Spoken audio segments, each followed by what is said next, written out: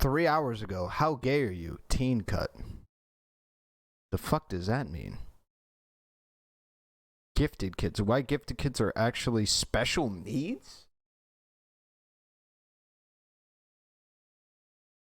Featuring Tom Holland. Holland in the fucking shit? I don't know if I want to watch that right now. Dude, there's so many things to watch.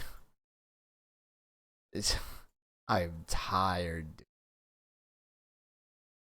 Hold up. I do something. Alright, it's Black Pill Day, okay? We're gonna watch videos that are structured to make us hate ourselves as men and then hate women. And we're gonna talk about why you shouldn't hate women or yourself. This is what you get for watching so much Cops. True. When I'm craving validation, so I re-download Tinder, use it for 3 days, plan 382 dates, and then ghost all of them. Okay, that's a loser move. Don't plan the date or whatever. That's a pretty big loser move to do that. Don't do that shit. You're wasting people's time.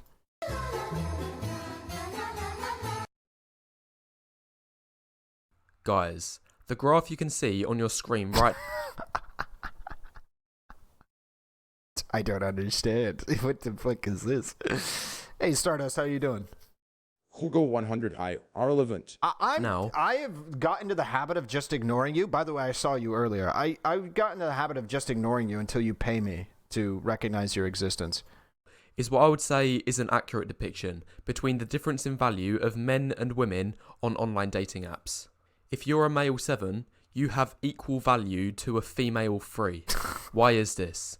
Well, in this video, I'm going to be giving you 5 reasons for why men need to stay away from dating apps at all costs. The game is rigged, guys. The game is rigged. And the only winning move in a rigged game is to simply not play. Reason number 1, male outnumbering. There's way too many men on online dating apps, guys. Way too many.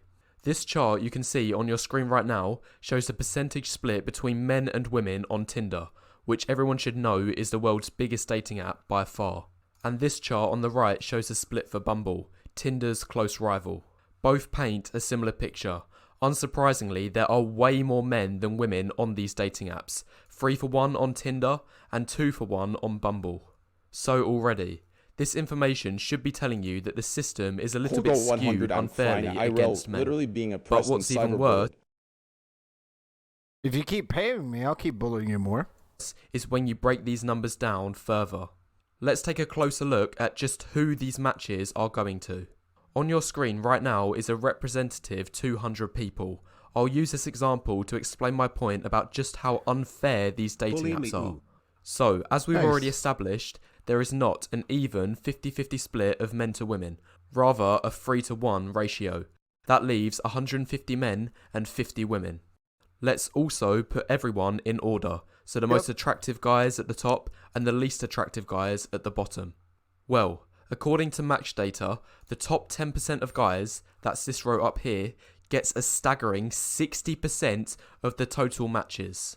Now, if you're a guy at the top... Okay, so I have a video on my YouTube channel. I'm not sure if it's still there. It's the ancient manuscripts of YouTube videos. That talks about like the 80-20, which is, it looks like what he's kind of trying to represent here. And it talks about how shaky the ground is on this, and there are no cited sources.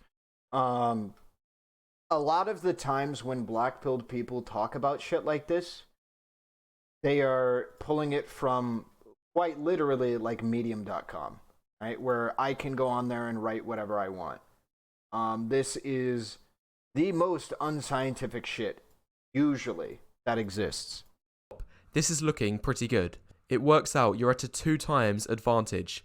For every guy on this level, he has 2 women. Sorry, this isn't also to say that there isn't a disproportionate amount of people at the top who get the likes. So I think even in my 80-20 video, I recognize in Hinge, the dating site, I think it was the top 15% of men, 55% of the likes go to them. And then the bottom 50% of men, like the bottom 50% of men based on the the shit, I think got 5%. Literally 5%. So if you were below average, you had a 5% like rate. It's horrible, truly abysmal. Now that was a black pill, but I have yet to see any other substantial data when it comes from Tinder or what have you that is actually curated. I've only seen like individual people doing it in one specific area, nothing actually curated or anything like that. That sucks. It's horrible. That shit's horrible. The effect was. You'll have to rewatch. You'll have to take a look at my 80-20 video. I don't remember the stats exactly. Yeah, I don't remember the stats exactly, but it was something. Facing him. Now let's move further down for the guys in the second 10%. These are your top 20% guys, or 1 in 5 men. They get 20% of the matches. Yeah, so it's now 80, you might 20. think this still sounds great, but in reality, things are already terrible at this level. There are 3 guys competing for every 2 girls here. So even if you're a top 20% guy, you're still at a disadvantage. And to make matters even worse, for the guys at this level, even the options they do have are subpar and low quality.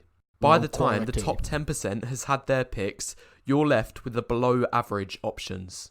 This is why it's no exaggeration when I showed you that chart at the beginning. In an online environment, male 7s are equal to female 3s. Just look at how far you're having to date down, even as a top 20% guy. And even as I don't show any verification for any of the things that I'm showing you. Just take my word for it, bro. It's science. But still, this is nothing compared to how bad the rest of us have it. This is how many matches the whole of the bottom 80% of guys gets. Just the last 20%. And even just looking at the size of the boxes, it's clear to see why non-top tier men don't stand a chance. Breaking this down further, these are what would often be labelled as above average guys. Most men either rightfully or wrongfully assume they're in this category. Heroes and feel imply good an outstanding achievement anyway? Well, yeah. about themselves because of it. But even if you are in this category, you don't stand a chance online, as your whole subsection is competing for just the bottom 15% of matches. There is a 6-to-1 competition from men to women for these so-called above average guys. Now let's take a look at the bottom. So all of this falls on deaf ears because these arguments are without data, without substance. Again, the 80-20, I have not seen any substantial data for the 80-20. People think because some 5 people ran a 100 result Tinder experiment means that that's a study and that's like good enough. When half of these things, and I explained it in my 80-20 video, some of these studies that these people use to support the 80-20 are laughably bad.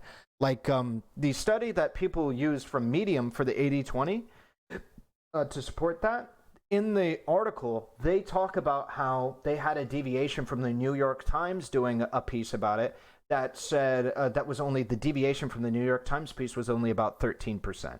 They're like, that's a pretty good deviation for our data compared to the New York Times data, an actual like publication. And so therefore they were like, our methodology must be good and the rest of it must be like great. But the thing that they failed to add, even if you think that a 13% isn't significant, the thing that they failed to add is there was like a separate bit of information in the Medium article that if you reference that same New York Times post that they were saying was so similar to theirs, they had a similar piece of information that was 100%, meaning by a factor of 100%, by a factor of double inaccurate. I think it was like 112% inaccurate. It was a wildly inaccurate estimate. But they didn't care. They didn't care because it didn't suit their argument. They just wanted to use that New York Times post to be able to validate their argument without actually reading the whole thing. So I recommend that to anybody that wants to disprove this bullshit, on the merits. Bottom 50%. Yeah, I know. They refer to an economic thing and then say because it's the sexual marketplace, therefore this shit applies to this shit. But it's just not substantiated. I'm not saying that this isn't the case objectively. What I'm saying is all of the people who are saying it is and it's proven are on faulty ground. I've yet to see the evidence. or what I like to call the dead zone. This includes any man who is perfectly average or below. If you fall into this category, you may assume there has been an error in displaying your profile, as you're all competing for just the last 5% of matches, which equates to a shocking 30-to-1 ratio of men to women. All of this data combined shows just how unfair online dating is for even above average guys. Time? Additionally, 100% of women are better off, as it gives them massive opportunity to date men of higher value than themselves. Guys, this first reason alone should be enough to show you why dating apps using Tinder. Well, the argument is supposed to be that dating apps are bad and that dating apps are becoming more prevalent, Sanzo. Also, I saw you in here earlier. I just didn't read your shit. How you doing, brother? Most always going to be working against you, but I've got another 4 reasons to get through. But quickly, now I've got this crucial reason out the way, now is a good time to press a like button and leave any thoughts you have in the comments below, as it helps the YouTube algorithm. Anyway, carrying on to the next reason for why men should never use dating apps. Number 2, abysmal quality. Guys, if you thought the quantity of matches was bad, just wait until you see the quality. Here comes the cope. I have a feeling, so he's done this before. Here comes the cope. Every woman that's on Tinder is a piece of garbage, or what have you, because they're on Tinder and shit like that, and this primarily comes because they can't get anybody on Tinder. I'm sorry. There are some great people, personality-wise, appearance-wise, on Tinder. That's the case. So, like, we can be bitter about it, but, like, come on. A couple of videos ago, I said the holy trinity of female attractiveness was hot, young, and undamaged. Well, if you go on online dating... I remember this fucking shit, the hot, young, and undamaged. All of them are white women, white blonde women as well. Like, I don't know. I thought this was pretty funny. Like, I did it. This is a funny bit. Expect to match with. And then the undamaged. The undamaged shit includes fuck, I forgot. It was really weird what it included. I don't remember what it included. Oh yeah, and the big thing that was shitty about hot that he said that a lot of people take issue with. I'm in this similar bin where I don't find this attractive. However, I know there's a lot of guys that do. He said that a necessity for hot was that you don't have tattoos because that's a manly thing. I'm like, this just goes to show how, like, big a divide is between, like, certain people. Unlike this shit, it's like, I know there are guys that think that's, like, one of the hottest things that women can have is tattoos and shit. And it's like, yeah, it's just, it's pretty wild. Pretty wild. Some of the shit that he's talking about. And it shows the nature of how bombastically, however the fuck you say that shit, people talk about their preferences as if everybody holds them universally. The worst of the worst in regards to all of these categories. We'll start with undamaged. I guarantee, if you go on these dating apps, the women there are going to be on average more entitled, promiscuous, and overall a lower quality than any of the high quality women you meet in real life. I mean, what are they doing on dating apps anyway? Are there no high-quality men available in their own social circle? Additionally, expect to encounter dozens of single mothers looking for you to provide resources for their child on these dating apps. Now taking a look at hot. Guys, Okay, so I think I remembered that. He counts, like, having a kid as damaged. I understand having a kid being a big turnoff. I would say it's a big turnoff for me. I wouldn't be able to, I think, date anybody that had a kid. However, I think that I think some of the arguments that he's made about, like, promiscuous, like, people, let's assume we all care about that and we all hate that and shit like that.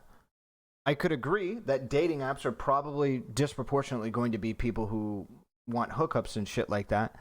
But at the end of the day, where else am I gonna go to a crochet club? Like, modern dating is actively becoming this online shit. I mean, if you really want to avoid that, go to, like, Christian Mingle or whatever the fuck, or, you know, I Find Farmers or whatever the fuck that shit is. I don't fucking know, dude. That's your problem. That's not anybody else's problem. I'm sorry. Like, I don't really care. I've been on Tinder. It's almost as if 3 out of every 4 profiles falls into one of the following categories. Is it Caked in farmers makeup, only? overweight, excessive use of filters so you can't even see their face properly, pictures taken from angles that hide flaws. Okay, hot.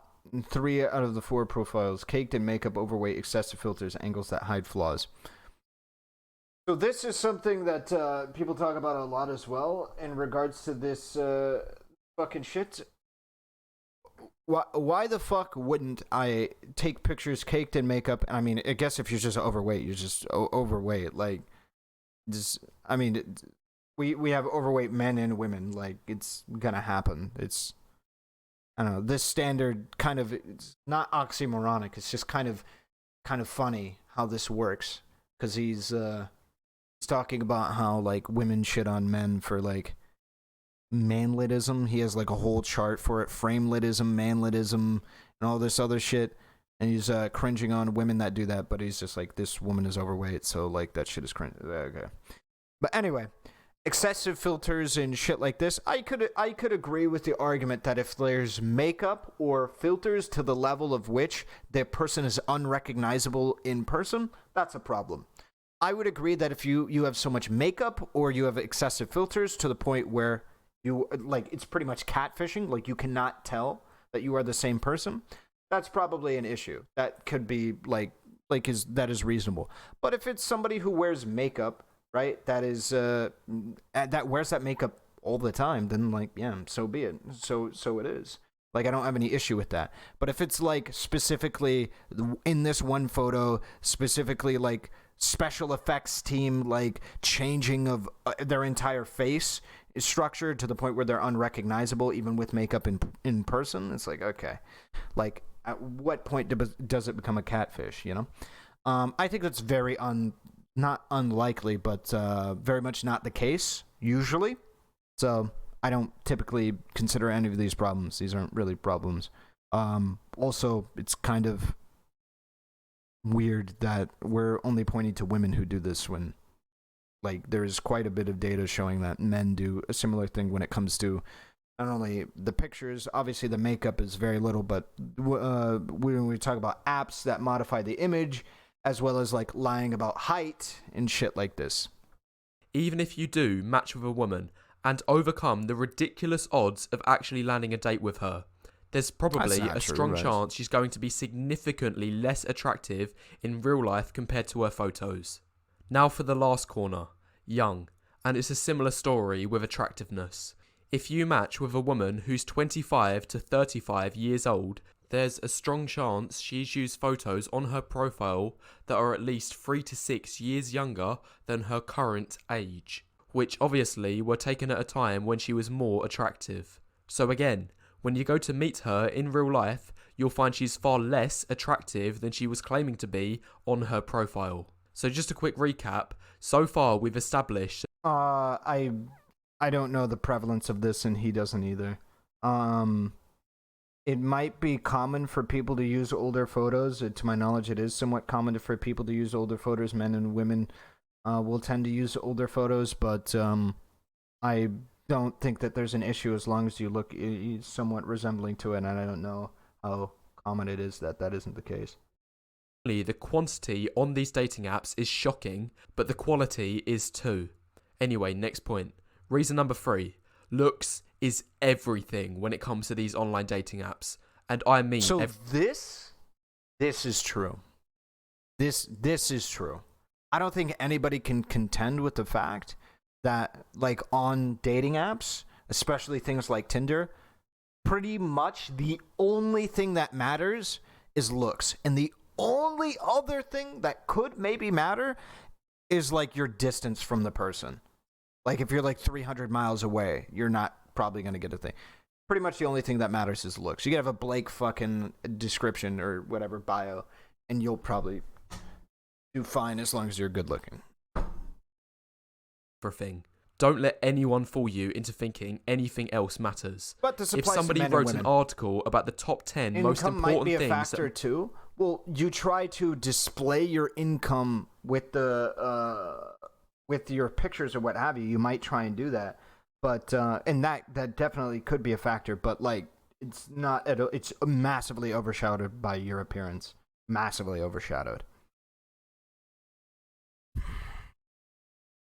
Matter in online dating, if all 10 spots weren't about your looks, I'd assume the person who wrote the piece has never even used online dating apps before. Bios don't matter, guys. They just don't matter. This study proves it. Here, they asked women to rate male dating profiles in 2 categories. 1, the guy's looks, which obviously would be measured by his pictures, and 2, personality, which would be measured by his bio and partially his photos too. And as we can see from the study, your looks is your personality. Bios have no noticeable effect in improving your chances. In fact, Okay, so some of the OkCupid data I know to actually come from OkCupid, the actual site. So some of it has some kind of reliability, but in general, this seems to be the case. This is called the halo effect, which is just basically if you find somebody that you like, whatever they do will tend to be something more that you do, or that more that you like. So for instance, if you have a 10 out of 10 girl that like spills a little bit of coffee on you, you'll be like, listen, my bad, I must have bumped you. Listen, I'm sorry. Like, hey, you would you want to go out sometime? But like, if some like girl that you think looks like a fucking hag literally walks up and spills coffee on you, you'll like fucking RKO the fuck out of her. And that's pretty much how the shit works. And everybody kind of knows that this is how the world works. If you're attractive, people treat you better for the same exact shit, okay? Everybody knows that's how that shit works. the only time your bio has any relevance is when it's also to do with your looks. The number one thing a guy can put in his bio that increases his chances is the term 6 foot. This shows even your bio, which is supposed to be all about your personality, still points back to looks. These things are now just becoming way too predictable. Anyway, next point. Number 4, I don't know where that's the from. algorithm scam. How these apps literally steal your money without you even realizing it. For those who don't know, Tinder has an algorithm. This is what determines where your profile is shown in the card stack. No, your profile is not shown at random. It has a specific order amongst all the other guys' profiles. So some profiles are always shown first, some profiles are always shown last. What are the factors that affect where your profile is placed? Well, how popular your profile is. If women aren't swiping right on you, the algorithm deems you as unwanted material. Therefore, your profile is suppressed. And secondly, the rate at which you yourself swipe right. The algorithm punishes desperate people, guys. Don't be swiping right on every girl you see. You will only shadow ban your profile.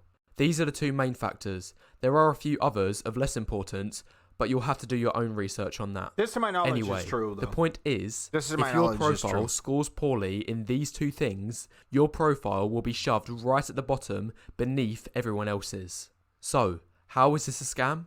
Well, these dating apps provide no information on where your profile is ranked, or if you've been shadow banned, which basically means your profile has been made permanently invisible without your knowledge. Therefore, this means if you purchase premium packages such as Boost or Platinum, they will have no impact on your profile, since it's already been hidden. Any number multiplied by 0 is 0. If you're already getting 0... I don't know if this is even a thing that they do, so I don't know. I know the other bit was true about the priority. matches, purchasing boosts isn't going to help you. I think every rule he's pointing out Reason is number true 5. for both men and women, but I don't think it's enough to prove hypergamy is a problem. No, I don't think the 80-20 rule is necessarily true and brought out, but I don't know. The entitlement switch. The problem is, even if we recognize that the 80-20 is true on dating apps or what have you, we've all recognized that people are uniquely brutal on dating apps, which would manifest then in saying that the 80-20 doesn't exist IRL. That's the way that it seems to be the case. I'm going to be honest with you guys. In today's dating market, it feels as soon as women get on online dating apps, it's like a switch flips for them. And the standards they used to hold in the real world multiply tenfold. As soon as women log on to Tinder, it's like their standards turn into none other than Chad only. Here's the truth about online dating. 90% of women would not swipe on themselves if they were a man. Meanwhile, 90% of guys would swipe on themselves if they were a woman. I've seen it all, guys. You get overweight women who will never swipe right on an overweight man. Short women who would never swipe right on short men. Asian. I mean, okay, so that's not really how this example would have to work. A short woman is generally speaking privileged in society, more so than taller women, but like that's kind of split. But objectively, short men have it worse than tall men, right? Like there seems to be something that is unfortunately really the case where men are discriminated against on height way more than women are, because there's a bounty of women that are seen as attractive at short and tall heights. This is not the case with men. I have never in my entire life, and I'd be willing to contend this with it, I have never in my entire life heard a straight woman say that they want a short man. I've never heard that in my entire life. And the only times I've ever even heard whispers about it was because they feel insecure about the idea that like a tall man might hurt them. It's because they have preconceived notions that tall men are violent. That really is it. I have never heard of a preference for short men. That has never happened. However, and this is borne out in data. I'm not just using my own anecdotal bullshit. All right. The one of the strongest, sorry, not one of, I believe the strongest correlation besides your face is your height when it comes to being a man and dating and shit like that. On all of the information that I've seen, that's it. And it's only tall men, not short men. Only tall. That's the only factor that people care about. It's unfortunate. Women who would never swipe right on Asian men. These dating apps have only exacerbated the standards women are now holding for guys. You must now tick all the boxes. Third, we talked about this earlier. You say, I don't mind short men, but I don't prefer them. A short man with a good face is greater than a tall, ugly dude. So a tall guy with a great face or a short guy with a great face? 99% of people that are into men seem to pick tall guy with short, or sorry, excuse me. 99% of women that are into men seem to pick that shit. Now, when it comes to gay men, they seem to have variance. They seem to be varying in shit. What's short to you? It doesn't matter what's short to me. What matters is what's short to the people that are interested in men. Don't guys discriminate against taller women as well, though? Most men do not want their GFs to be taller, right? So I think that's generally speaking the case. I think it's generally speaking that short men like shorter women, but this isn't exclusively the case. So no, it is not nearly at the same level. For instance, the tall model woman is still a trend. For instance, as well, like my girlfriend, for example, is somebody who grew up in an environment where women were actively bullied for being short. And she's the same age as me. She just grew up in a different like area, right? It tends to be that more wealthy people as well find taller model-esque women to be more attractive. So yeah, that's the way that it is. Wait, what environment is that? American? Yeah, she's American. If women taller women still generally want taller men, yeah, that's a really big issue. 6 foot tall women will just want like 6'1" or 6'2" or 6'3" guys. That is a problem. That's what I mean. No matter what, it seems like universally women want taller men. That's an issue. That's a problem. Okay, short kings should be here to stay, but you know it is what it is. How tall are you? I am 6 feet tall. Standards weren't, and I often feel as though I am just tall enough for people to think that I'm like worthy of respect. And it feels like shit. That like, not just because I barely meet the standard, but that I am above average in height and that I barely meet the standard and it feels like garbage.